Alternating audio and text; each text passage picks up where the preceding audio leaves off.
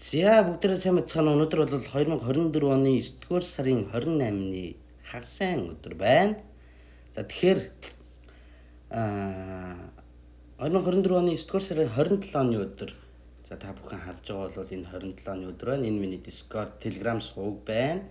За энэ дээр бол би алтны 15 минутын тайм фрейм дээр айдиа өгсөн байна. За харж байгаа бол 9 сарын 27-ны өдрийн 14 цаг 55 минутанд өгсөн айдиа. Эндээс нэг бол саппорт аавна, үгүй бол сэтлээд унна гэсэн юм айдиа өгсөн байна. Өөр ойрхон арилжааны боломж бүрдээг байна гэж хэлсэн байна.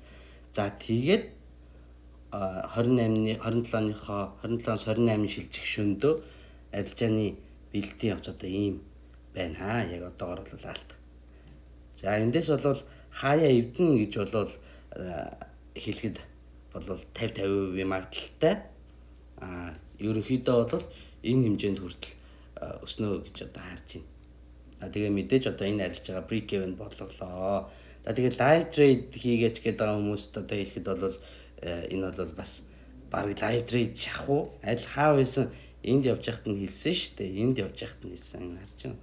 Энд явж яхад нь хэлсэн гэсэн. Энд явж яхад нь хэлсэн.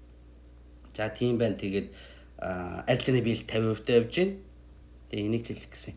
Тэгээд одоо YouTube дээр ингээд одоо яагаад заавал сургалт хийх ёстой юм бэ гэдгийг би тайлбарсан бичлэг оруулаад байхад хүмүүс тэгэж асуугаад байна. Тэгээд